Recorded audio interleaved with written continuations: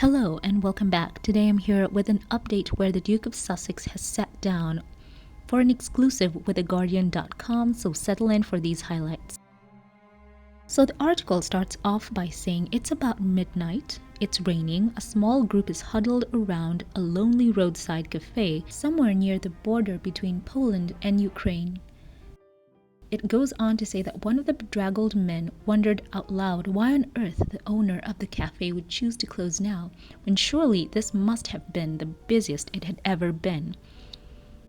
Stuck out there in the middle of nowhere with a captive and hungry audience, everyone laughs. It turns out Prince Harry can be quite funny. It helps to keep things jolly as the security detail work out how to ferry everyone from here to the train that will take them on a secretly planned trip to Kiev. So the aim of the visit was to promote the Duke of Sussex's Invictus Games Foundation and to celebrate the recovery and rehabilitation of those thousands of veterans who have suffered life-changing injuries since the war with Russia began. Because of the sheer number of the wounded, Invictus has become increasingly well known in Ukraine, the article says. The author of this article says of Harry that over the next 36 hours he learned a lot about Harry, saying that he noticed he didn't like posing for staged photographs, he didn't like cycling, and Harry said something funny there that I'm not going to repeat here, but it goes on to say that he likes to box to relieve his frustration. He said he loves hitting a bag, it helps him to decompress. And what does he say about Prince Harry's character? He says that in private, he is very informal, padding around in his socks on the train to and from Kyiv, making dad jokes. In public, he has a confident voice and an easy charm with strangers, but on his own, he is softly spoken and asks questions about people and about politics. He has views. He is not, he says, the unhappy man some of the press like to portray him as. But yes, he wants to spend more time in the UK. So, does he regret putting his side of the story in the very public way that he has? No, he doesn't. My conscience is clear, he said. He talked a little about his mother, Princess Diana, and his father too. If Invictus is his professional priority, it seems clear that Charles is a personal one. But all that comes out on the way back to the UK, what is happening in the Ukraine, is his immediate concern, for good reason.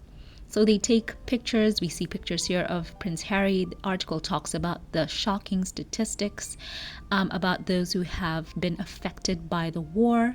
And the article moves forward, showing us more images of the Duke of Sussex's time there. The Invictus Games has been devising programs to help veterans all over the country to get access to sports facilities. At a reception on Friday morning, the IGF team are guests at the National Museum of History of Ukraine in the Second World War, where they meet ministers and dozens of the recovering wounded. We also see Harry there at that event. He was dressed in all black.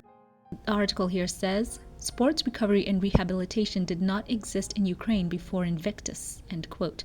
So the Deputy Minister of the Veteran Affairs told The Guardian, and saying now we are creating a whole system with different kinds of training and preparing teams in all kinds of sports. And it's here that Prince Harry's popularity is so clear. He talked about how vets wanted to talk to him, mothers and fathers of those affected went to shake his hand and hugged him, and they cheered and clapped for him. And moving forward in the article, this author says in this piece that Harry has accepted the front and center role and does it willingly, encouraging those who have been seriously injured to find a purpose outside the military is one of his messages. He said, quote, I would say I have been fortunate. The one thing that people miss when they hang up their uniform is purpose. Losing a sense of community and being part of a team, and of course, the camaraderie, the adrenaline, but at the heart of it, it's your job. Your role is serving a purpose larger than yourself, end quote. His work for Invictus, he says, has given him that after his military career. It saved me, Harry said. Changing attitudes across social society about those who have been affected with disabilities is another core message. Seeing people with prosthetics and life-changing injuries is going to be the norm in Ukraine for coming decades, he went on to say. This is a very important piece of this article. Harry talks about his life. The piece goes on to say the trip to Kyiv comes at the end of a busy week for Harry. From Monday to Thursday, he was in the UK undertaking a series of events relating to the causes he supports. He also met with his father, King Charles, for the first time since February 2024. On an overnight train heading back to Poland, Harry said he thinks the whole week has gone well and feels hopeful about the future. During the trip, some elements of the tabloid press have published stories that left his team with their heads in their hands, the article says. It appeared to make Harry more certain of the need to take on the papers who he says have unfairly targeted him and his family. The prince, along with Lawrence and Elton John, among others, is suing Associated Newspapers, the publisher of the Daily Mail and Mail on Sunday. The trial is due to start in January.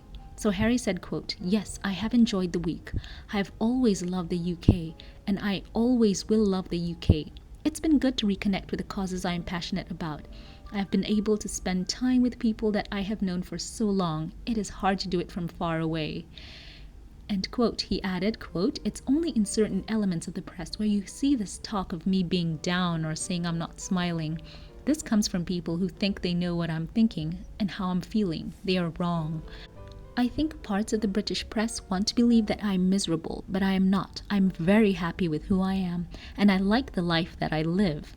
And the article says if he hasn't always seemed cheerful, then that is hardly surprising, given what he's been through, he says. Quote, "I have certainly had to deal with some very stressful events over the last 4 years. There has been the uncertainty and stress of litigation and finding out certain things that have really hurt. But he believes there is a disconnect between what is written about him by some commentators and what most other people think." He said, "I feel a lot of support from the British public, even now when I feel like I've been destroyed by certain members of the British press. It serves them to think that the British public feels the same way about me as they do. But I don't feel that, and I don't see that. For as long as I've known, certain elements of the British press have tried to speak on behalf of the nation, and I think they're out of touch with the nation on lots of things. They hope to bring the public with them, but I think the British public can speak and think for themselves. Would he like to spend more time in the UK to bring his children one day despite the issues over his security arrangements? Yes, I would," Harry said. "This week has definitely brought that closer." Harry won't talk about his father, but he seems to suggest he wants and needs to see his father more often. Over the coming year, he says, "The focus really has to be on my dad." Harry mentioned his wife Meghan only once by name, a reference to something she told him about how telling the truth is the most efficient way to live. She just said, "Just stick to the truth. It's the thing I always fall back on. Always. And if you think like that, who would be stupid enough to lie? It takes up too much time and effort," which brings him to the very public things he's said about his life, the interviews, the TV show, and the book he wrote, saying, "I know that speaking out annoys some people and it goes against the narrative. The book, it was a series of corrections to stories already out there. One point of view had been put out and it needed to be corrected." And he added, "I don't believe I aired my dirty laundry in public. It was a difficult message and I did it in the best way possible. My conscience is clear." And being called stubborn slightly rankles him, the author says. It's not stubbornness, it's having principles. He seems he does not want to prolong any legal battles. He does not ever expect to get positive coverage from some. A ceasefire is perhaps the best he can hope for. It's not about revenge, it's about accountability, Harry says. Nor does he want to prolong any divisions with his family, but in life, he says, you cannot have reconciliation before you have truth. So Harry, who turns 41 on Monday, seems a bit bemused by his popularity, even in the Ukraine. So at the end of this visit, he has so many bags of presents to take home, including a dagger hidden inside an ornate walking stick. They take up most of the free space in the back of the jet that takes him back to the UK. He puts it down to the fact that he served 10 years in the army, and that Ukrainians have adopted the ideas of the Invictus Foundation.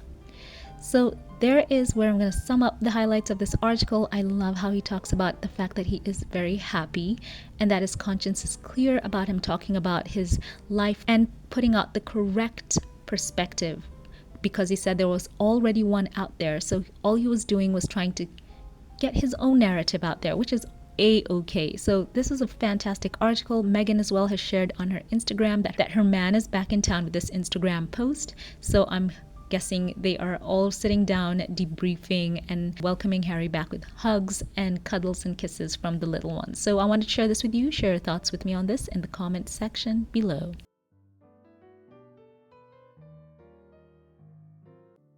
And now, before we log off, allow me here to thank those of you who support this channel financially and shout out a couple of you here by name. Thank you to you, Sigyn Ajos. I'm so grateful for your generosity over the years. You have truly made a positive impact on this community. Thank you for being an incredible blessing. You have truly been a light, and your altruism has been inspiring. I truly do thank you. God bless you and yours. And a very special thank you to you, Val Rich, 6443. You have always been supportive and kind. And from the depth of my soul, allow me here to say thank you for every way that you have gone above and beyond in being a blessing to this community. You truly are a valued key part of this community. Thank you for the love. I love you. God bless you and yours. A very special thank you now to you, Tiger Mommy 321.